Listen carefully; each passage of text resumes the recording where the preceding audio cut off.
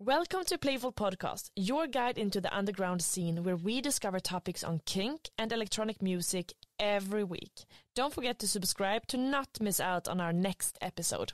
We are excited to be here today with DJ producer, multi-record label owner Sam Deliaert, better known as Farrago. In this episode, we get to know how his friends view him, who he was as a teenager, his musical journey, and speak about his wedding with wife Amelie, how they chose their wedding DJ. We also talk about another side of his life, the stroke he had 3 years ago, and the album he produced after that is now released, named Blessed.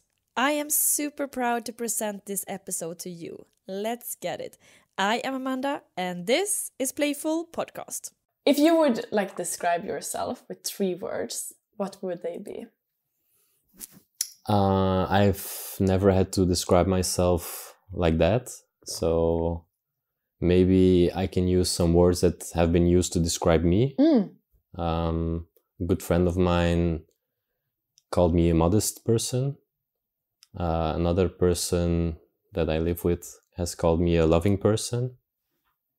And finally, maybe I'll figure one out myself as well. I think I'm very curious in a way. I think, the curiosity is one of the nicest things to have, I feel that within myself at least, that it's something I'm so thankful for. Yeah, it creates passion in a way. It creates passion, definitely, and it makes you evolve always. True, yeah. You never stick to the same for too long. No, exactly. But were you the same person you feel when you were a teenager, or? I've had some interesting phases as a teenager, I would say. I went from being the popular kid to becoming more self-aware and becoming the quiet kid. And then as I got older, I started learning how to behave a bit better and starting to learn myself a bit better. And then I became much more outgoing again. And now I'm back to being an introvert. if I can choose how to behave, Yeah. What do you think? Why do you think that is? Is it because you are so social in your work life? Yeah, you have to be. You're basically forced out of your cage, I don't need to have people around me all the time. I'm totally fine being on my own for a little while. Of course, it's nicer to be around people that you care about. But there's really no big groups of people that I care about everyone, So I'm more of a closed group kind of guy. I don't need 20 best friends to go on holidays with. This seems very exhausting to me. And in a way, I do want to experience it maybe. But like I said, it's so much work to have one best friend, in my opinion. I don't really know how people handle more than 1 or 2 or a handful. Yeah, especially if there are a lot of people who expect you to be involved in their lives. Yeah, it's crazy. I don't actually know. Yeah, there's certain degrees, of course, to friendships. I've always had 1 or 2 really close friends. And then now I have a wife. So this is one of the 2 I do count also as a good and high quality relationship and friendship. And I do have 1 or 2 more people on the side like this. But, there's only 24 hours in a day. And I cannot give everyone what they want like this. Yeah. And 4 of them or 6 of them you spend in an airport. Yes, I do. I was just talking to my management and I was saying that in a way it's actually more convenient. In a radius of, let's say, 6-hour drives, you're better off just driving everywhere.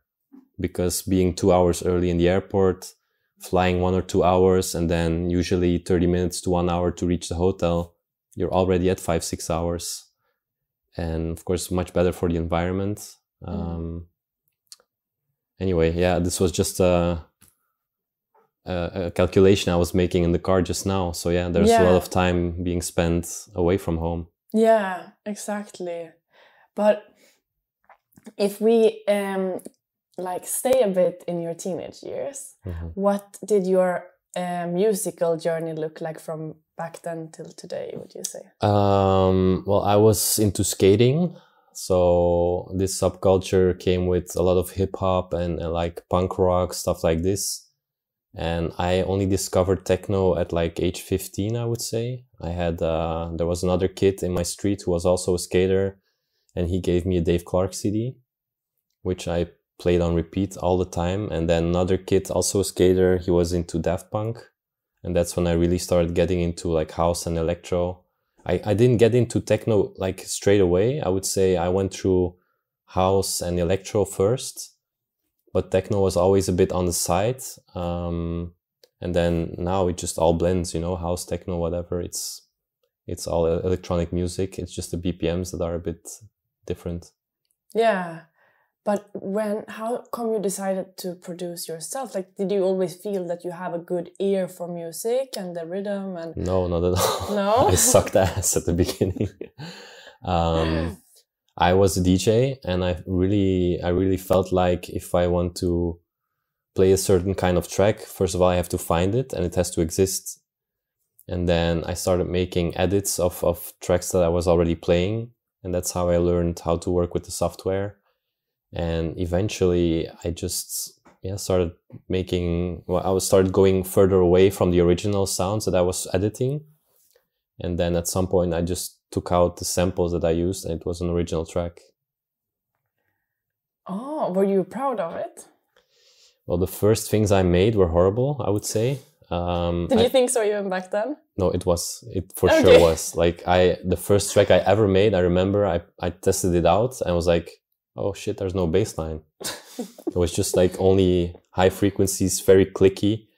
I didn't know back then there was no YouTube guides, or you could learn from books, but there was no books in my library. I was from a small village, so I could only learn by doing it or somebody telling me, and there was nobody around me to tell me. Your friends didn't create I was the first one to start. So I went through all the hoops and all the pitfalls of trying to learn how to do it. And then I did help some other guys who followed behind me. But it must have taken 2 years before I could play a track, you know, something that was worth playing. And then it ended up without a bass line, so it was still not there, you know. The very first project I opened, I tried to make house. And it ended up as drum and bass because I just put kicks on every slot. Like it was like a percussion drum loop of 16 bars with only kick drums. And yeah, it wasn't house at all. Okay. It makes so much sense now that house is like kick, hi-hat, kick and clap and repeat, you know, it sounds so normal in your head now. But as a kid, you don't really listen to music this way. Like I didn't hear the layers as I do them now, you know? So I had honestly no idea how to make music, and somehow I ended up making some decent tracks 20 years later almost. Well, when you were back then, what did you dream of working with? What do you mean, like career-wise? Yeah. Or did you have any dreams? Yeah, actually I was looking up like crazy to resident DJs in my neighborhoods, like the guys who played every Friday or Saturday night at the club, and they always had like 50% the same track lists every week, and we were waiting for those tracks, you know. And this is actually what I wanted to do. I never imagined getting on planes to go DJing, to be honest. This is also something that's more of this time. Of course, there were always really big names that would travel all over the world, but like in the 90s, early 2000s, most DJs, they were just local DJs, but big local DJs, you know. They could play 3 times, 4 times a week in just a radius of 100 kilometers around their town. And this was actually what I thought would be my life as a DJ, but it turned out very differently. Yeah. Oh, but was there a moment where you felt like that you decided that like I'm gonna focus on it and only this, or did you always think that? Actually, when I was like 22, 23, I finished school and I was still DJing, and I really wanted to, you know, go to the next level with my productions and become like a DJ/producer, not just a DJ. But it was really hard back then to get your music to the right people. Now with social media, it's so easy to connect to people, like these bedroom producers that you've never heard of. All the biggest names are playing their music because it's so easy to get into the mailbox of the DJs now. But back then, there was just no other way except to go to the gigs and try to talk to them after. But it's very hard to get their attention, first of all, and to convince them to listen to the music, I feel like. So I never really succeeded at this part in my career, at my young age, I mean. And I actually gave up after a few years of trying this. I guess I was very anxious about the insecurity of nightlife and music industry. And in a way, I was raised a bit conservatively that you need steady income first, and then you can focus on like side jobs, you know. So I took a different job, a full-time job, another one like a main job that you try to grow in, you know, with a career path. Can I ask what it was? Oh, it was always like odd jobs like retail or like restaurants or sales jobs or whatever. Like a lot of shitty jobs. I did them all. I sold insurance, I sold energy, I sold fucking everything that possibly can imagine. Were you working as a waiter or in the bar also in the restaurant? Again, I did everything. I started doing dishes, I did the bar, I did the waiting, you know, waiting tables. I did appointments, everything. It's just you go through all the stages. Yeah, that's also a very social job. Was this in your social phase? I mean, in a way, you don't have to be social, I would say, to wait tables. You probably get more tips the more social you are and easygoing. But I was a hard worker in everything that I did. So I did always good job, I would imagine. Or I like to think I did at least. And my bosses were always happy with me, which was a problem because they would offer me promotions in jobs that I didn't like working. And then it was tempting to take the promotion, you know, because in a way, if you have a shitty job and you can get more pay for it, then you want to do this. But it usually comes with more responsibilities, more hours, less studio time in a way, because the more your brain is tired from work, the less time you can spend in your free time doing what you want.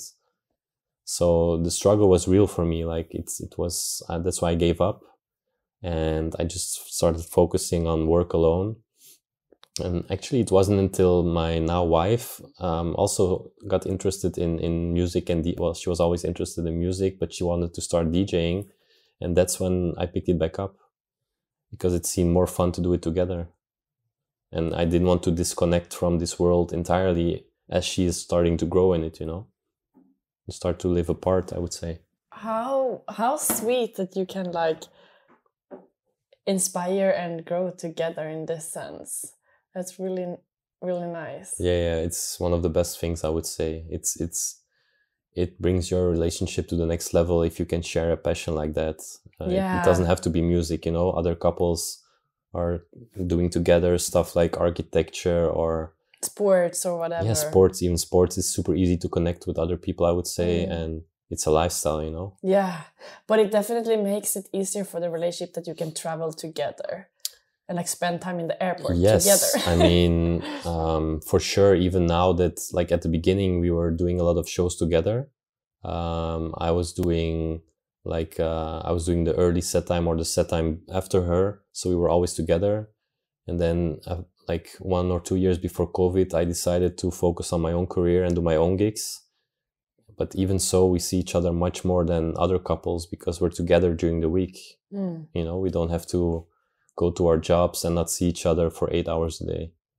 So even if we don't see each other from Friday to Monday, it's still okay. Yeah. Okay. And then,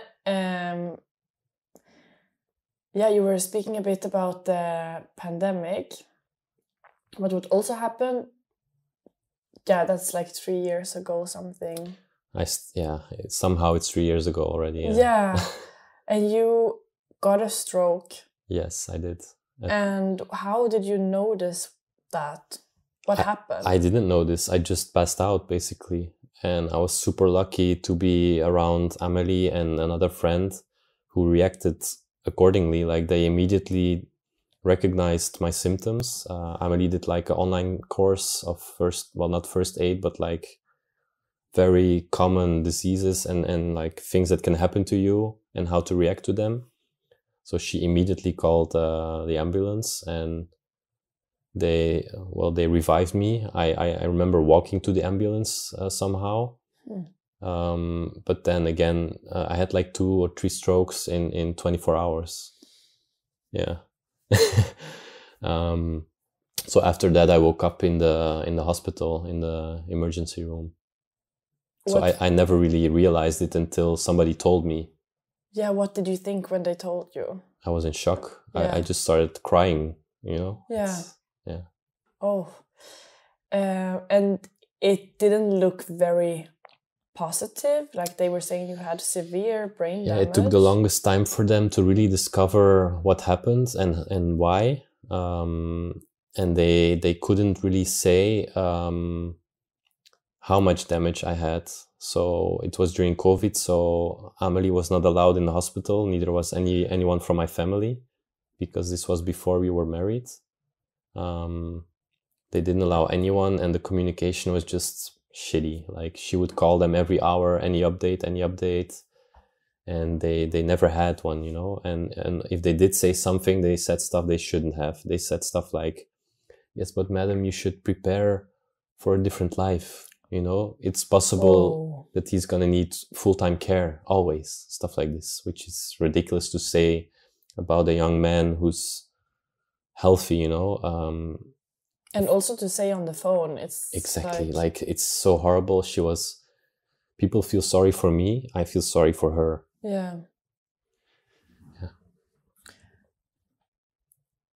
Wow. The stuff she went through alone, it's unimaginable.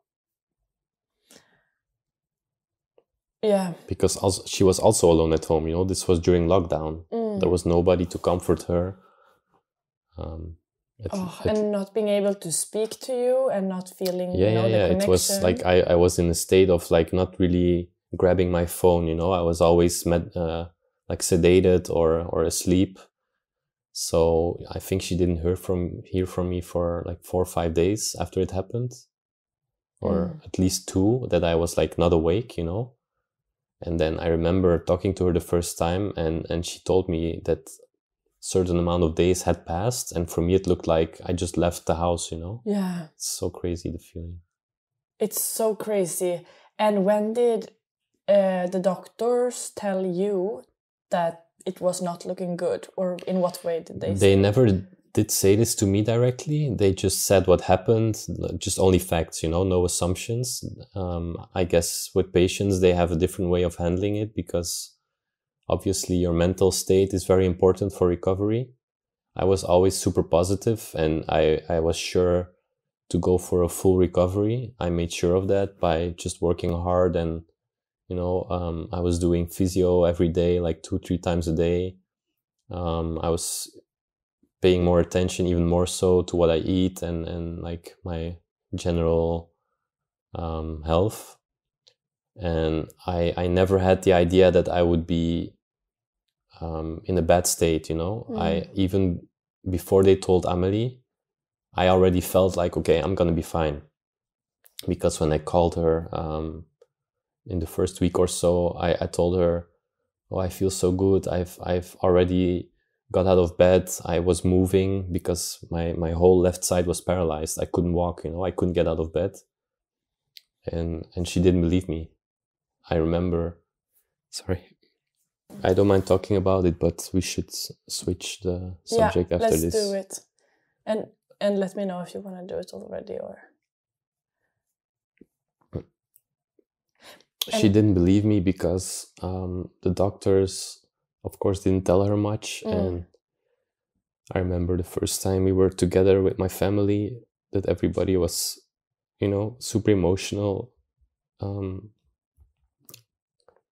because of my full recovery. And they were telling me that when I was on the phone with them, they just honestly didn't believe me. They thought I was like dreaming or on drugs, like on medication. And it hurt so much that they were in pain for like 1 or 2 weeks without knowing anything. And I couldn't help them, whatever I said, they just didn't really believe it. Yeah. I'm so impressed by you both.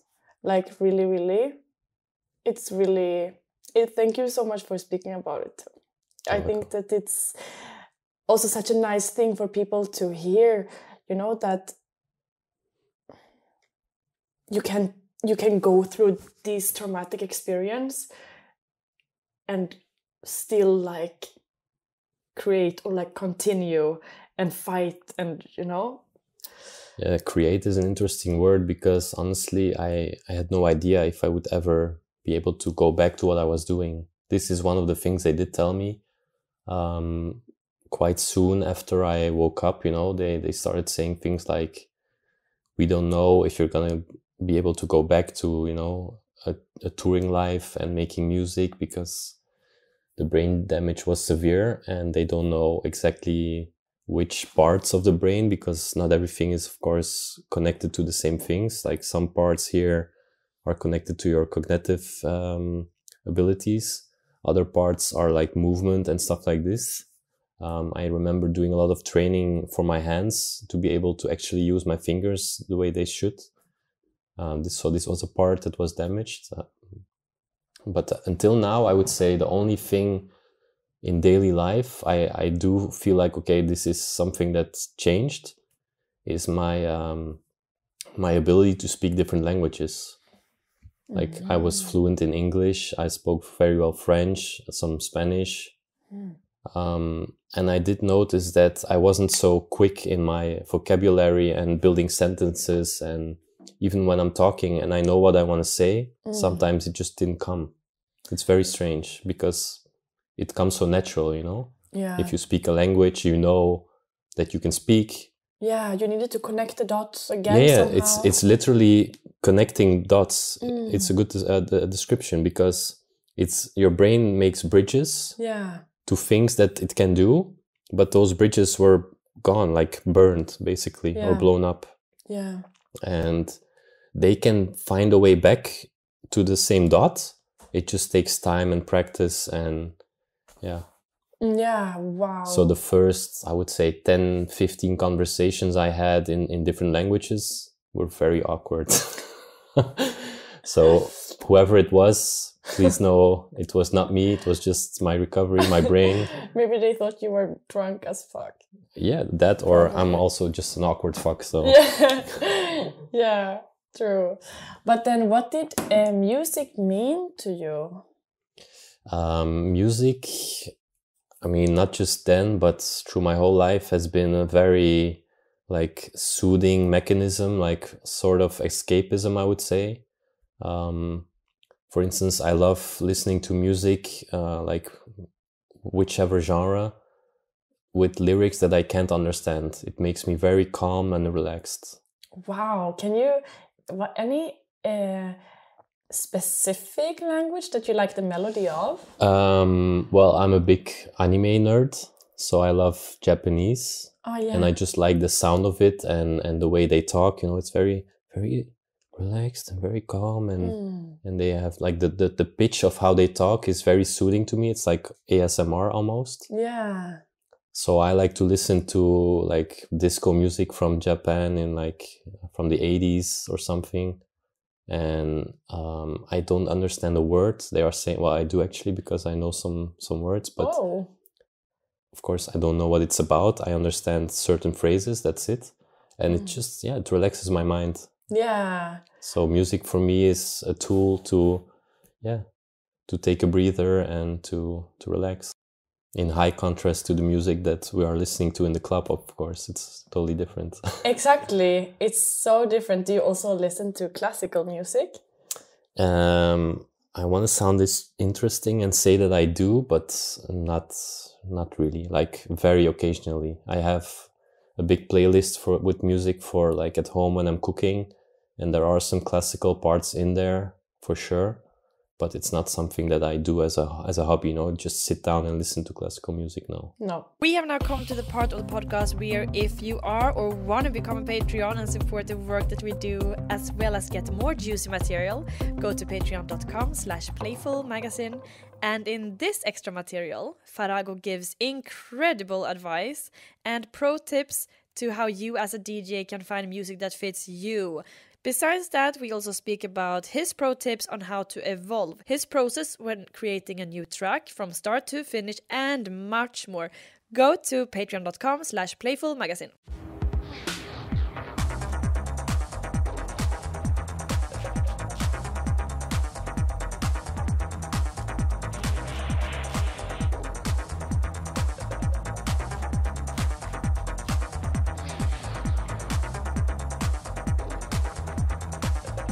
Since all this happened, you are now, last summer you got married. Yes. Yeah, congratulations. Thank you. Was that something that you decided to do after all this happened? No, actually, because we were engaged for an eternity, for like 7 years. Ah. Yeah. It's, I got engaged to Amelie, I think 2015 or 16. And then we were supposed to get married in 2020, which was the first year of COVID. And of course it didn't happen because of this reason. And then we postponed it to as soon as possible, which was 2022. Yeah, because you had a big wedding, like a lot of friends and family. I would say wasn't a big wedding. It was like 50 people or so. 50, maybe 60. But it was abroad, it was in Italy, and it felt like a big wedding because of the venue, I would say. It was like the venue was really like, it took you, like, it's very emotional to be there. It's like, was on a hill with a crazy view, with a castle in the middle. Yeah, I saw the photos. It looked incredible. It was, and like the people whole still sky. talk about it every day. Yeah. It was amazing. Yeah? Yeah. Did you have friends performing there then, or what was the vibe like? So, of course, everybody was wondering who was DJing at the wedding of Amelie and Sam. It was actually some guy that was proposed to us by our Italian agent because we wanted a local DJ. Yeah. And the guy's actually playing Ibiza this year for our party. No, that's so fun. Yeah. On your like kind of wedding day or... No. No, that would have been cute. Yeah.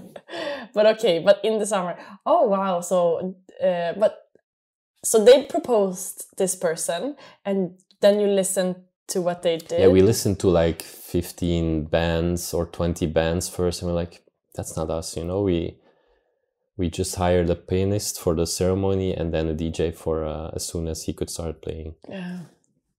Okay. Was a house DJ. He played crazy tunes. I remember asking him to make me a playlist or like a track listing of a lot of the tracks he played, and I put it all in Spotify playlist because I mean I haven't played house music for 20 years, and of course I know some of the classics, but I started following like the new music coming out for many years ago. Oh, so that's your kind of list then, I guess. My what? Or like you and Amelie's kind of list then? Like it takes you back to the wedding? Or, yeah.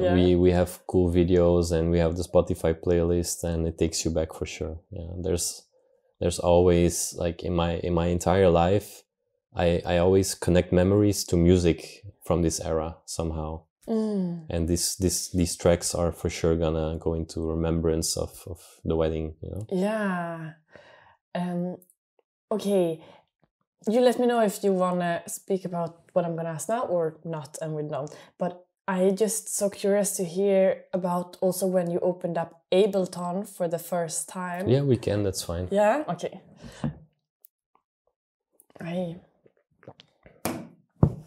It's connected to the album also. That's why the first track I made when I did that is on the album. Maybe that's why I got it wrong. Because I read that and that's and I thought, oh yeah. Okay. All right. So, yeah, in my view, in my head, I have this like kind of romantic picture of you just opening up the computer one time and being like, today is the day. Now I'm gonna just try it out. This day happened a dozen times. There was many times I tried to, get myself back up there and try to start working. But most of them ended in frustration and just like closing it again because I couldn't find the energy or the courage. Of course, there was a stroke, but it also didn't help that we hadn't been touring for months, which is a great inspiration for me. Like I need the feedback from the people to the music that I play to get new ideas, So it was always a bit of disappointment until one day, which I did actually open it up and started working on a track.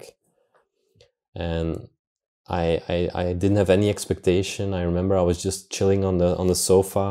I wasn't even in the studio. There was no sound system. I was just producing on the laptop speakers, And I remember putting a lot of like samples into the track because I was just too tired to make a lot of sounds myself back then.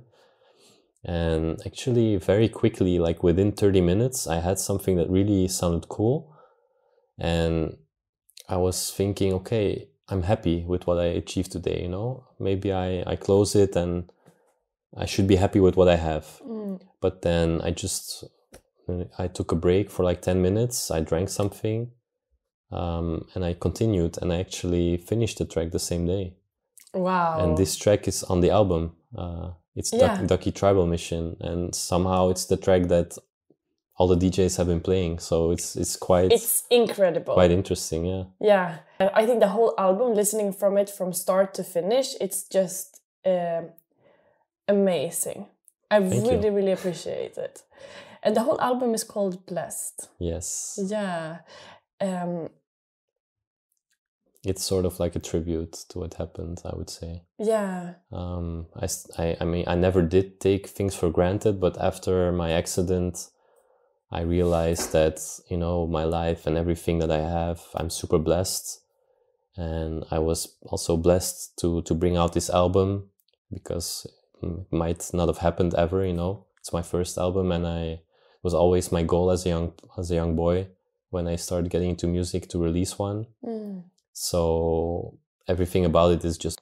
When do you feel like playing it? Or what does it, on gigs? Is there something special when you play the tracks of the album? Yeah. So I think there's a bit of everything for each situation in the album. There's like one big room like banger, which is Naked Light, in my opinion. It's still melodic. But in a way, like the kicks and bass are very big roomy. So I do play this one a lot on like festivals or big stages. But then most of the album is more for the club, I would say. Like today I'm playing Berlin, Exhale Berlin, and I'm pretty sure I'm gonna play half of the album, if not more, because it's just so fitting for the venue that's coming later. But not every track is made for every stage, I would say. Yeah, there's some tracks that I've played both club and festival, but they're more for the club. I'm more of a club DJ, I would say. I did evolve my sound a bit more for the big stages because that's the gigs I'm getting booked, like 10,000 people is not uncommon anymore for me. But I much prefer to play actually for 1,000 people or less in like a small, dark, sweaty club. And most of the tracks from the album would be totally fitting for this kind of setting. Yeah, completely. Yeah, what you just mentioned, that 10,000 people gig isn't uncommon. That also takes me to like the whole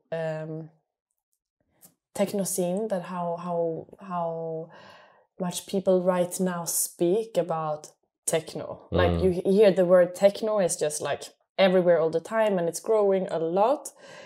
Do you have any fears for that it's growing so quickly?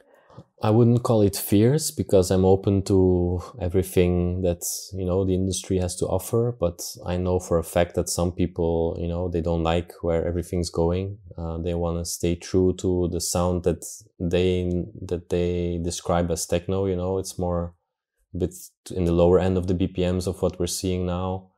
The sounds are also much less influenced by the harder styles, you know. I'm super happy with this change. I love all kinds of music, and I'm super happy that I can play it all in one set now.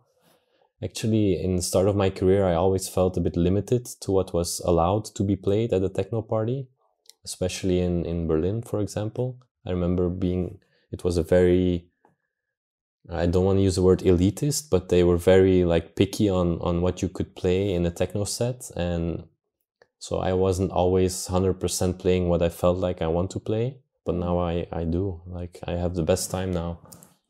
So for me, there's no fear. I'm all for it. Only thing that's kind of bothering me is how social media is influencing the whole thing.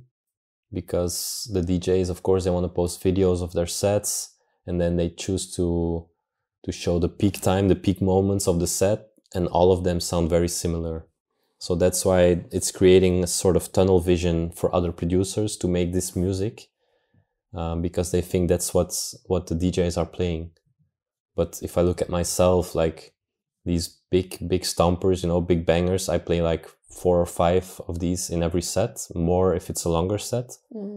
But I'm very versatile. I like a lot of different styles, you know.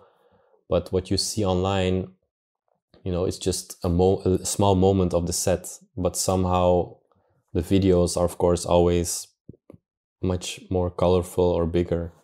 Everyone is like, wow! They're not standing like that for 4 hours straight, but exactly. And we think that this is what people want to see because this is what generates the most reactions and likes. But I know for a fact that some more melodic or deeper tracks that I play are the tracks that people are going to remember the most. But it just doesn't work as well on camera. Yeah. If somebody's just closing their eyes and truly enjoying the moment, it doesn't look as cool as people like taking their shirts off and shouting, you know? Yeah. It's a totally different experience. Completely. Yeah. And as with anything on social media, it's the pressure of like, wow, everyone is having so big gigs and everyone is loving what they do, but there's not so many people showing up on my gigs, or like people don't seem to go crazy on my, it's always in different ways on the pressure. Yeah, people want to compare themselves all the time, and this is the biggest flaw in social media. Like, you should never be looking at what other people are doing, but you know, it's always there in your face. And I think this is the biggest problem now, that everybody wants to do what they think is going to work or what they see working for other people. And then the identity of DJs is becoming much more overlapped, you know? Yeah. Like, the biggest tip I always try to give to young producers is don't try to make the next big thing that you've seen or heard from another guy. I mean, try to do your own thing, because, you know, most of the times you're not going to be better at someone else's style. There are only a few examples that I can think of that somebody stole a certain sound and made it better, you know? Yeah, exactly. I think sometimes it can be difficult to, I don't produce music myself, but I think of like writing for me. It's like... It's similar. Similar, because I have my favorite authors and I can like try to resemble, and then it's like, it's, you know, I'm never gonna compete with that. But I'm just thinking, so how... Or like, do you have, this is a very difficult question, but do you have any tip on how you can find that inner voice or like connect with that? You mean to find your own sound or something? Or for me personally, it helped a lot to discover other like music genres. Like I said, I started with punk rock and hip hop and everything. And I actually also tried to make these types of music during my growth. And you learn a lot of different styles of producing and sound design by trying to make different music. If you're just going to be making techno the whole time, maybe you're going to get really good at making kicks, you know, because techno is all about the kick. But like, when you try to make, let's say, hip hop, you're going to learn how to make sure you're mixing the hooks very well into the track, you know. Sometimes a techno track has a crazy catchy hook, but it's just very badly mixed, and then the power is lost, you know. Like I get a lot of demos where, you know, my feedback is always, I try to help them, you know. I don't just say, oh yeah, cool, you know, I'll play it. No, I want to be honest with them. I will say, no, this is not for me. I tell them why. And I also tell them how they can, you know, make it more approachable for people who are not necessarily looking for exactly this sound. For instance, I don't really play a lot of acid tracks. So if somebody sends me an acid banger, I'm going to tell them honestly, listen, this is not for me. But I still try to take the time to give feedback as a DJ, you know, like for tips for arrangement or mixing or whatever, because I spent the time already to listen to it anyway. It takes only like 10 seconds to put together my thoughts and to send it back. Yeah, that is so valuable. And yeah. And it doesn't really always help because, of course, it's just my opinion.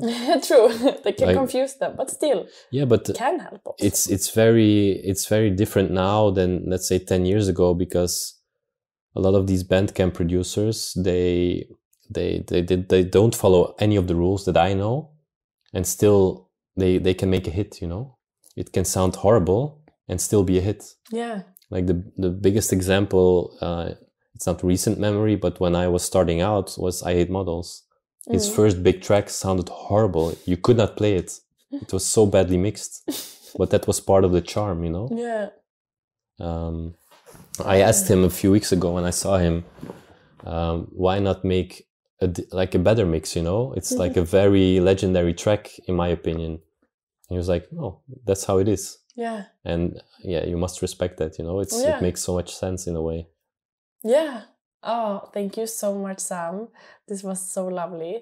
I do have a little this or that questions. Sure. So then I will say 2 assumptions and you can say which one fits in the most on you, or none, or both. But preferably it's one. It's either this or it's that. This is this or that. Okay, you only live once or rebirth? Rebirth. Rebirth? 100%, yeah. But as something else. Yeah, like could it be an animal or an alien? I want to be a cat or a dog or something. Yeah, you think? You will be a cat or a dog? I want to be one. You want to be it one? Looks amazing. Yeah, depends on the owner, of course. But true. Maybe a wild cat would be cool. No, they die of starvation all the time. Right. Doesn't sound good to me. One. Dark. Yeah.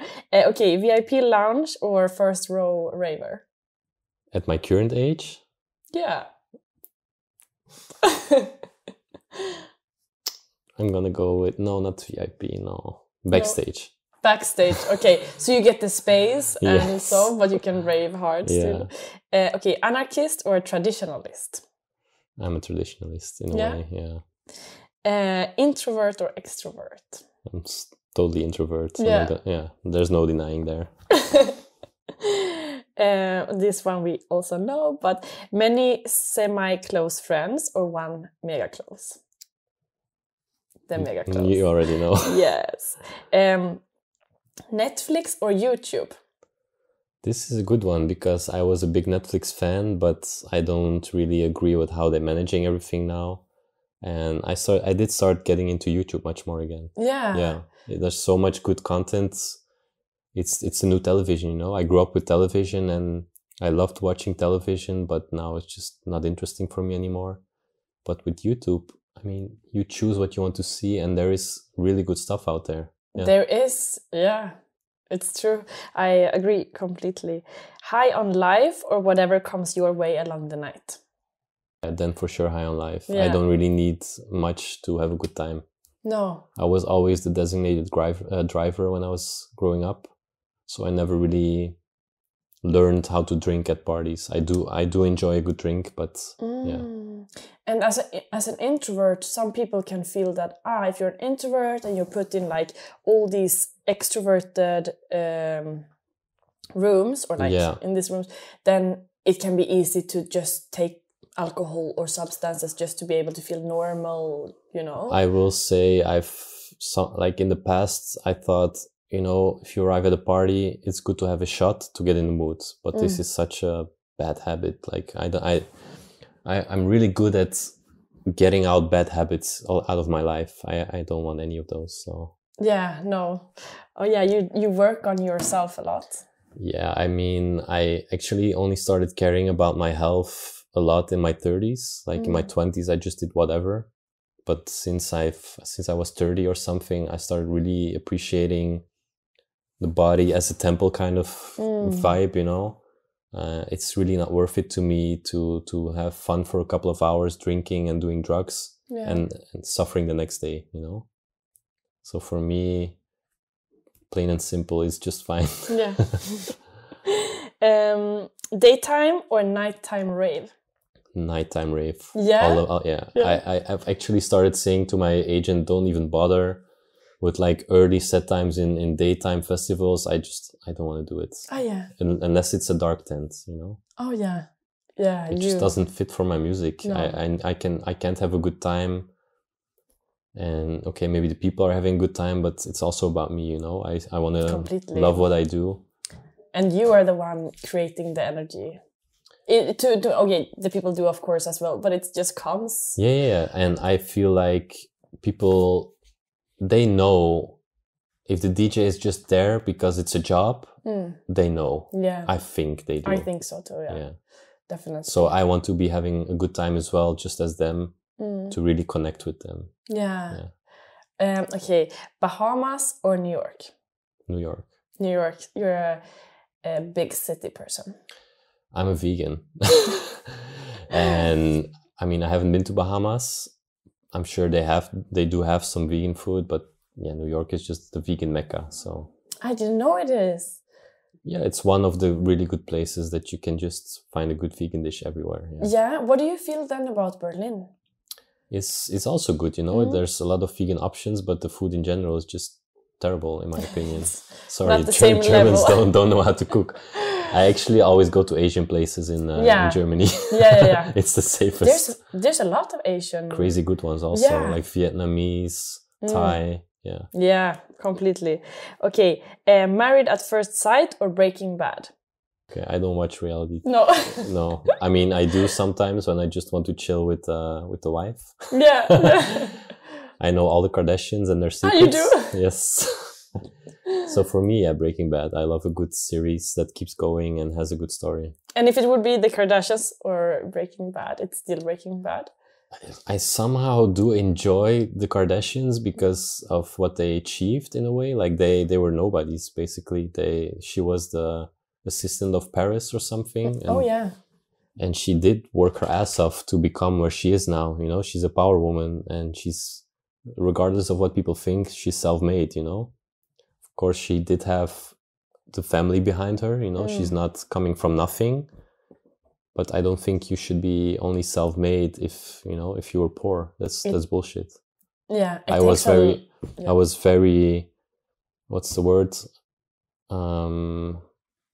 Like I don't come from a poor family, but I also, everything I've achieved, I've done so myself. And I don't want to say I'm self-made. I don't really care for this kind of titles, but it would be bullshit to say that I'm not, you know. That you got everything served for you. Exactly.